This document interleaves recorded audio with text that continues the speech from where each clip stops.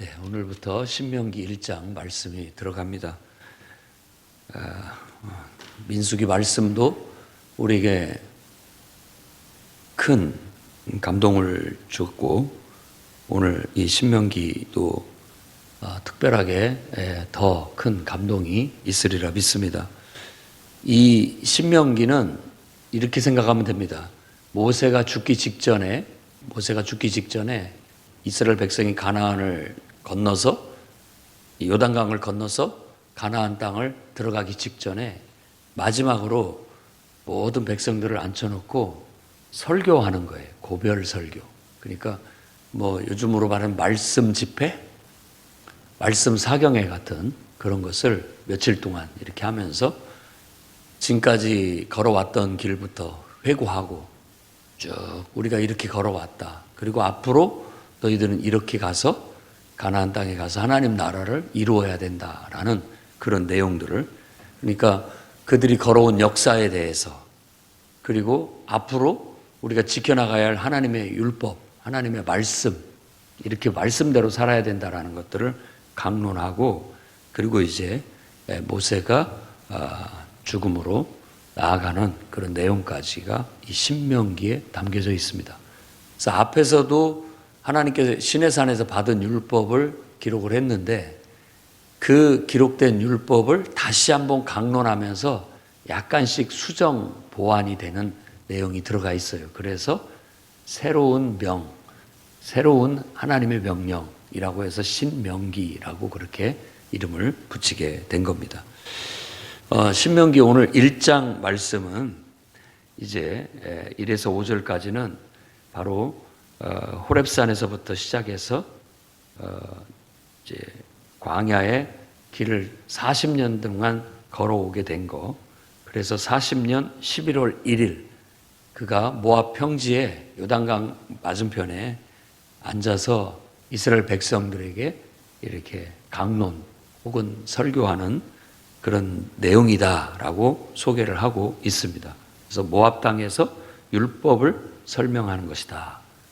하나님의 말씀을 가르치는 거죠. 설교는 하나님의 말씀을 가르치는 겁니다. 여러분이 하나님 말씀으로 들어야 됩니다.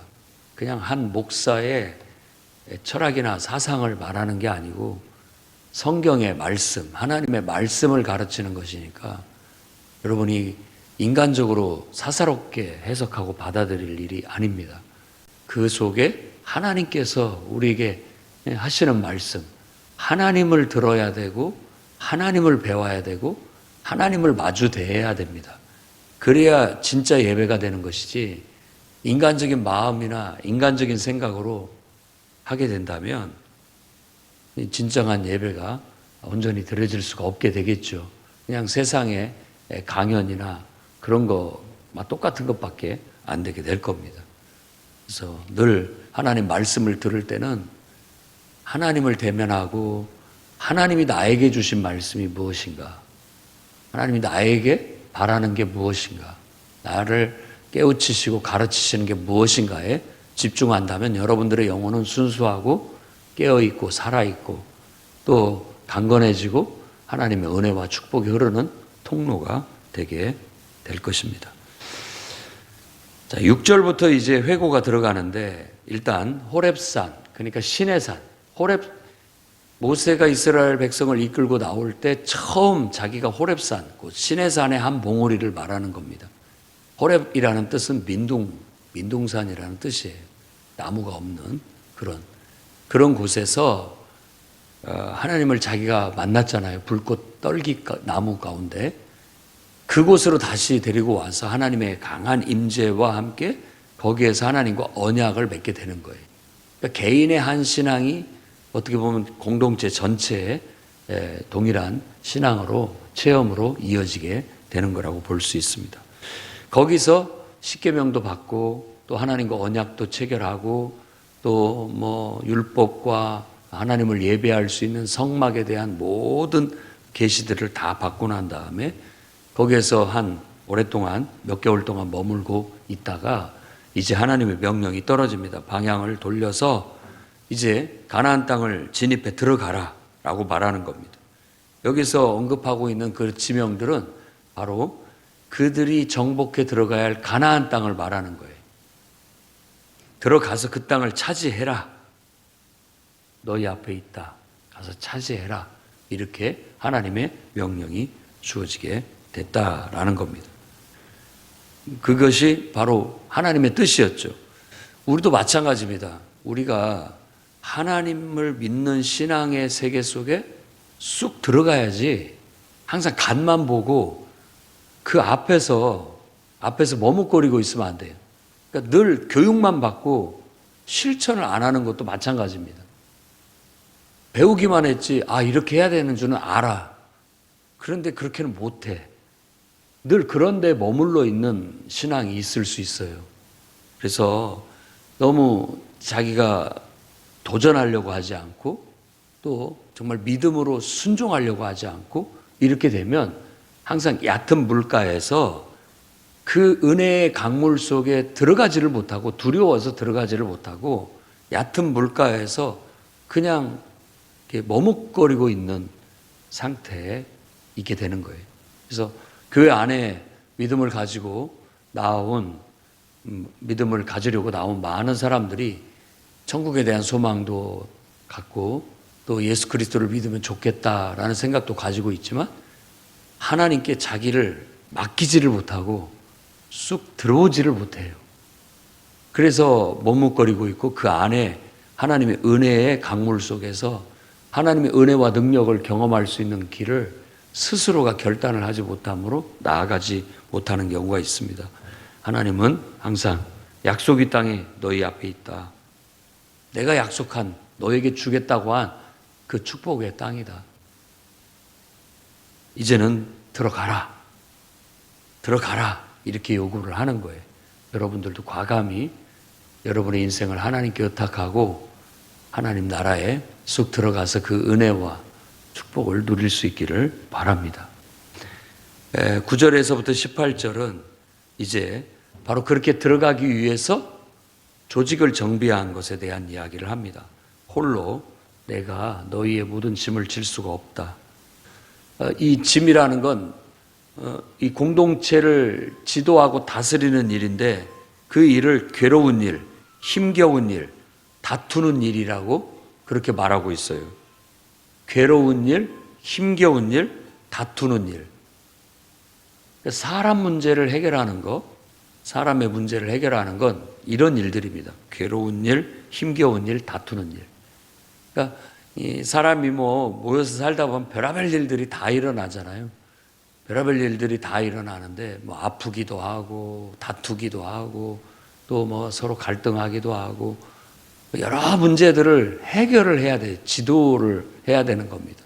그런데 혼자서 그 일을 할 수 없기 때문에 각 지파들 속에서 여기서 말하는 지혜와 지식이 있고 인정받는 사람을 뽑아서 그들의 수령으로 삼았다고 하는 이 머리로 삼았다라는 뜻인데 지도자로 삼았다라는 뜻입니다.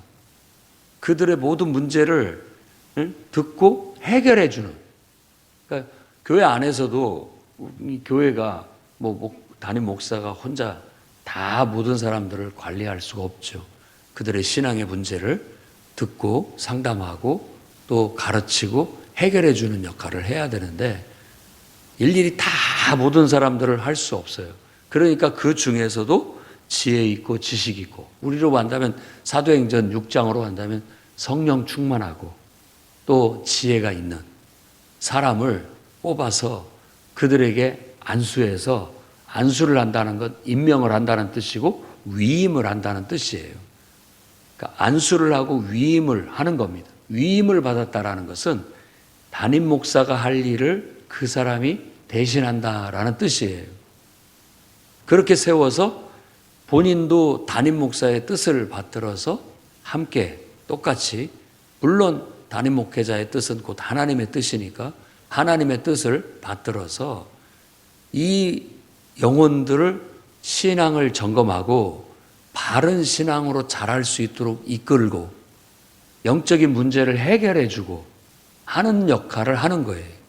그래서 그 모든 일들을 할 때 여기서도 말한 것처럼 너희가 하나님의 말씀을 가지고서 이 백성들을 다스리는데 감당할 수 없는 일은 나한테 맡겨라. 담임 목회자한테 넘겨야 되는 겁니다. 그러니까 그 역할을 잘해야 됩니다. 교회 안에서는 우리 교회에서는 목자와 교사들이 바로 그 역할을 하고 있습니다. 한 영혼을 하나님께서 맡겨줬을 때는 그 영혼을 살리라고 그 영혼을 잘 영적으로 다듬어서 하나님의 백성으로 하나님 말씀대로 살아가는 정말 하나님의 복된 한 영혼으로 인도하라고 맡긴 것이지 그 사람의 인간적인 친밀함과 그냥 인간적인 얘기를 들어주는 것으로 지도하는 것으로 생각하면 큰 오산입니다. 그것은 친밀함을 어떤 관계를 형성하기 위해서 일시적으로 필요한 것이지 그 관계 속에서 우리가 목적으로 하는 것은 하나님 말씀을 가르치고 하나님 말씀으로 영혼을 지도해서 이끌어내는 것이 목적이지 다른 게 목적이 아닙니다. 그게 어려울 때, 내 힘으로 안 될 때는 내가 안 되니까 담임 목회자에게 보고하고 연결을 시켜서 담임 목사님이 상담하게 하고 그 영혼을 말씀으로 지도하게끔 하는 것이 마땅하다는 그 체계가 9에서 18절에 나타나 있는 얘기입니다. 그래서 1000명을 맡은 사람은 1000부장, 50명을 맡은 사람은 50부장, 100명을 맡은 사람은 100부장, 10명을 맡은 사람은 10부장, 그리고 그 10부장 밑에는 조장을 두었다라고 그렇게 이 말씀에는 번역되어 있습니다. 그런 체계를 갖추는 것이죠. 5명을 맡은 사람은 조장, 어떻게 보면 10명을 맡은 사람은 10부장, 이런 식으로 조직을 만들어서 조장이 맡아서 관리하다가 안 되면 10부장한테 갖다가 넘기고 10부장이 또 상담을 해서 안 되면 50부장한테 또 거기서 선에서도 해결이 안 되면 100부장한테 거기서도 해결 안 되면 바로 1000부장한테 이렇게 넘기게 되는 것이죠. 그것도 안 되면 이제 모세와 아론에게 오게 되는 것이죠. 그렇게 해서 문제가 해결될 수 있는 조직을 만든 거예요. 그래서 모든 지도자들은 각각이 맡은 책임과 역할을 분담하게 돼서 그 일을 잘해서 공동체가 건강하게 세워져 가는 일을 해야 되는 거예요. 그런데 이제 앞에서도 민수기에서도 얘기를 했지만 광야는 참 척박하고 힘든 상황을 말하는 거예요. 사람들이 그런 지도력을 잘 받고 신앙 안에서 잘 자라면 좋은데 사람의 이 본능이 그러지 못하는 경향성을 갖고 있습니다. 죄성이라는 걸 갖고 있어요. 그래서 뭔가 자기 마음대로 하고 싶어 하고 또 그다음에 자기 육신의 편안함을 또 육신의 욕망을 표출하고 쫓아가려고 하는 경향성이 있어요. 그러니까 배고프면 배고프다고 불평하고 먹을 것이 없으면 먹을 것이 없다고 불평하고 뭐가 불편하면 불편하다고 불편하고 또 없으면 없다라고 얘기하고 이런 일들이 계속 이렇게 죽순 자라듯이 우리 몸으로 한다면 머리카락들 자라듯이 이렇게 늘 올라와요. 그런 것들을 우리도 주기적으로 머리 깎고 다듬듯이 그런 걸 다듬어 주지 않으면 걷잡을 수 없이 그런 것들이 퍼져서 결국 공동체가 와해되거나 공동체에 우리 신체로 한다면 아픔이 오게 돼요. 아픔이. 어디가 골마서 터지든지 이렇게 해서 하게 되는 겁니다. 거의 그 원리는 똑같습니다. 집단의 역학이라는 것은 우리 신체나 똑같아요. 한 몸과 똑같아요. 그런 역할들이 일어나게 되는 거예요. 몸은 건강하지 못하게 됨으로써 전체가 다 진통을 하게 되는 거죠. 어디가 손가락 끝만 골마도 온몸이 고통스러운 것처럼 불편한 것처럼 그런 고통을 겪게 됩니다. 결국은 그것이 골마서 터져서 짜내야 다시 새살이 돋고 편안해지는 그런 결과를 가져오게 되는 것이죠. 그게 바로 공동체 속에 있는 집단 역학이라고 할 수 있어요.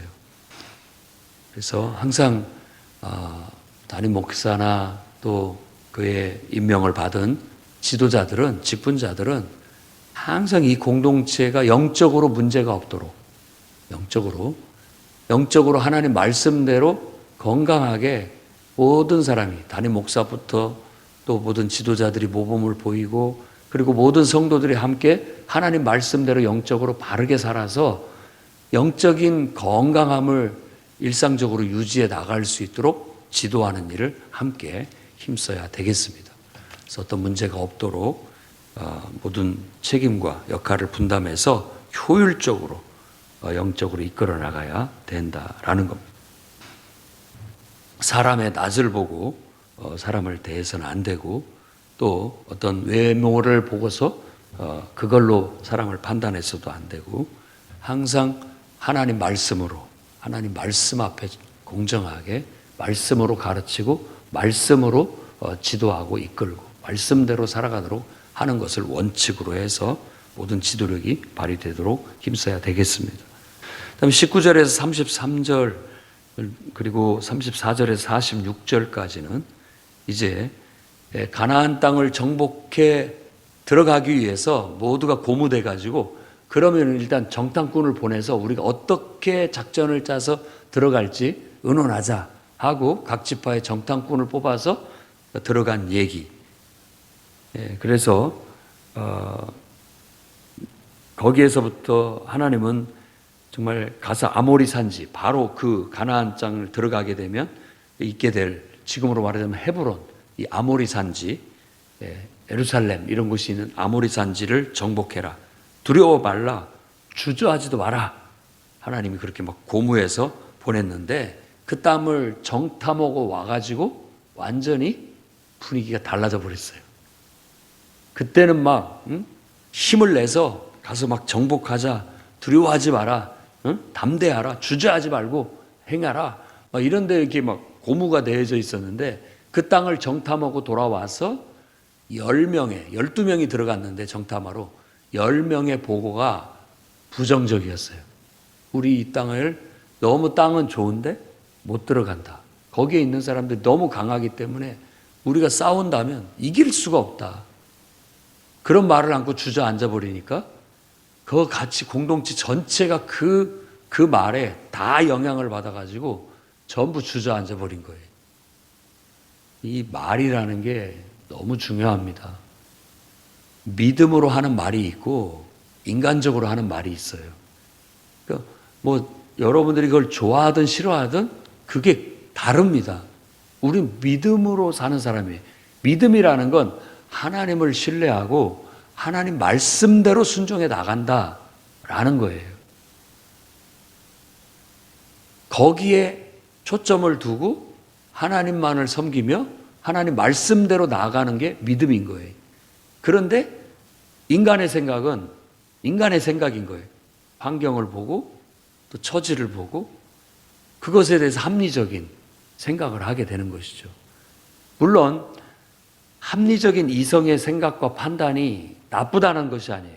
그 위에 믿음이 있다라는 것이죠. 그래서 우리의 이성적인 판단과 우리의 이성적인 분별력 위에 우리는 믿음을 두고 하나님 말씀을 두고 우리 이성도 하나님의 말씀에 순종해서 갈 수 있도록 하는 것이 신앙인 거예요. 그게 믿음으로 사는 삶인 거예요.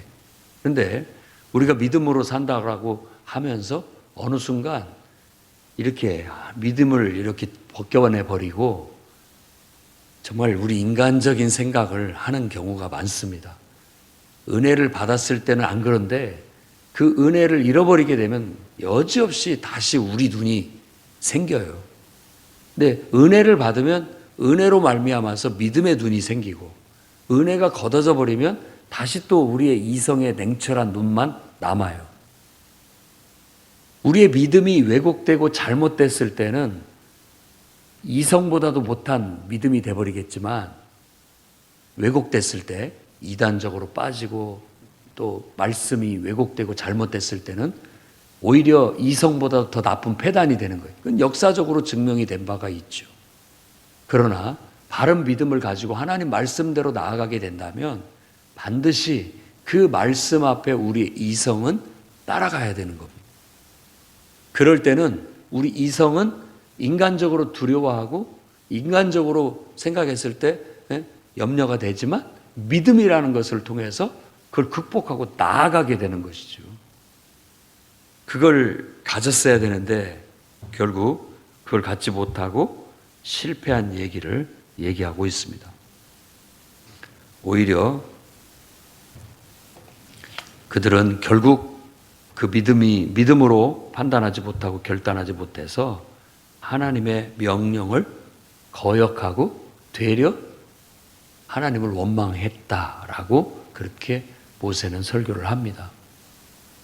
그것 자체가 곧 하나님에 대한 불신이고 그것 자체가 바로 하나님에 대한 불순종이고 그것 자체가 바로 하나님에 대한 원망과 불평이다 라고 그렇게 평가를 하고 있는 것이죠.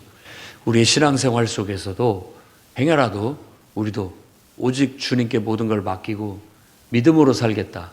이제는 내 뜻대로가 아니라 당신 뜻대로 살겠다라고 하면서 하나님의 뜻은 요리 뒤로 벗겨내버리고 내 뜻으로 고집부리면서 살아가고 있는 우리의 모습은 없는가 한번 돌아봐야 되겠습니다. 그것은 바로 지금 이스라엘 백성이 가데스 바네아에서 가나안 땅을 들어가지 못하는 원인이 됐기 때문에 그렇습니다. 우리도 하나님의 통치 아래 하나님의 뜻대로 살아야 되는데 그거 내려놓지 못하면 그거 극복하지 못하면 결국 우리도 여기에서 주저앉고 말 수도 있고 그리고 결국 여기서 머뭇거리고 더 이상 전진해 나가지 못하는 결과를 가져올 수도 있기 때문에 그렇습니다. 교회 안에서 우리가 부정적인 그런 말을 보고를 하는 것을 주의해야 됩니다.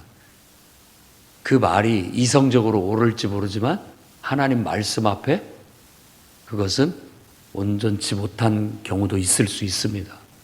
늘 하나님 말씀의 대화가 이루어져야지 인간적인 판단과 인간적인 생각을 백날 나눠봤자 우리의 영혼은 기뻐할 수도 없고 우리 영혼은 침울해지고 우리 영혼은 주저앉게 되는 거예요. 그러나 정말로 믿음으로 하나님 말씀을 가지고 은혜를 나누면 우리 영혼이 살아나고 우리 영혼이 힘을 얻게 되고 그러면서 하나님의 능력을 경험하게 되는 거예요. 우리가 그러려고 모이는 것이고 그러려고 말씀을 나누는 것이지 아니 만나가지고 인간적인 얘기할 것 같으면 이게 믿음의 교제입니까? 절대 아니죠. 그 뭐 세상 사람 만나서도 다 시어머니 욕하고 시댁 욕하고 다 별의별 소리 다 하면서 불평불만하면서 우리 마음에 엉거리진 거 풀어냈다 해소됐다 하고 그냥 흩어지는 것이죠. 그런다고 해서 뭐가 해결되는 거 아닙니다. 그런다고 해서 우리 영혼이 살아나는 것도 아니죠. 그런 현실 속에서도 우리는 하나님 말씀이 이러니까 하나님 말씀을 배우고 하나님이 은혜를 듣고 우리가 이렇게 기도하면서 이렇게 살아야 된다 함께 기도하고 하나님 말씀으로 힘을 얻고 나아가게 되면 영혼이 살아나는 거예요. 그리고 믿음으로 이 현실 세계를 극복해 나갈 수 있는 능력을 받게 되는 거예요. 그러라고 목장 모임을 하고 그러라고 또 각 부서 속으로 모임을 하는 거예요. 그게 영혼을 살리는 겁니다. 여러분 말 한마디로 영혼을 죽일 수도 있고 영혼을 살릴 수도 있습니다. 그러니 지도자들은 항상 하나님 말씀으로 말하는 훈련을 해야 되고 말씀으로 사람을 독려하고 일으켜 세울 수 있도록 힘써야 됩니다. 인간적인 말로 우리가 아무리 그 사람한테 잘해줘서 인기를 얻어도 그 영혼을 살리지 못합니다. 결국은 죽고 말 겁니다. 그러니 우리가 지혜롭게 생각할 수 있기를 바랍니다. 하나님은 원망하는 백성들에게 내가 그들을 무서워 말라 두려워 말라 여호와께서 너희를 위하여 싸우실 것이다 라고 그렇게 말하였는데 그렇게 설교하고 가르쳤는데 너희가 너희 여호와 하나님을 너희 하나님 여호와를 믿지를 못하는구나 믿지를 않았다라고 말합니다. 믿음은 바로 그런 겁니다. 믿음의 이 역동을 잘 이해해야 돼요. 자칫 잘못하면 우리가 믿음으로 산다고 하면서 믿음이 아닌 인간의 생각으로 하나님을 섬기려고 하는 그런 우를 범할 수 있다는 걸 아셔야 됩니다. 그래서 34절 46절에는 하나님이 진노하시게 됐고 이 백성들 중에 하나님의 약속의 땅을 볼 자가 하나도 없다. 이런 믿음으로는 하나님의 나라를 유산으로 받을 수가 없다. 믿음이 아니고는 하나님 나라에 들어갈 수 없다라는 말과 똑같은 거예요. 그 믿음은 그냥 나 하나님을 믿습니다 라고 말하는 그런 것이 아니에요. 하나님에 대한 절대적인 신뢰와 하나님 말씀대로 이렇게 도전하고 순종해서 행한다라는 걸 말하는 거예요. 믿음은 그냥 믿습니다라는 말과 행동이 엮여 있는 것이 믿음인 것이지, 믿음으로 하는 행동은 행위라고 말하지 않습니다. 우리가 뭐 행위 구원이 아니다라고 말하는 그런 말하고 그 차원이 다른 말이에요. 믿음으로 행하는 것이 믿음이에요. 오직 하나님 나라에 들어갈 수 있는 자격은 여분네의 아들 갈렙이 보여줬다. 여분네의 아들 갈렙이 보여줬다. 그는 온전히 순종하였은즉 그는 약속의 땅을 볼 것이다. 그리고 모세도 스스로가 얘기합니다. 모세도 나도 그 땅에 들어가지 못한다. 그렇게 얘기했어요. 그러니까 어찌 보면 모세의 사명은 이렇게 광야를 이끌어 오는 데까지고 가나안 땅을 진입해 들어가는 사명은 여호수아에게 줬다. 그래서 여호수아와 갈렙 이 사람들이 하나님 나라를 정복해 들어가고 하나님 나라를 이루는 믿음의 주체가 되는 거예요. 그러니까 여호수아와 갈렙과 같은 믿음을 가져야만 우리가 하나님 나라에 들어갈 수 있다라는 걸 보여주는 것이죠.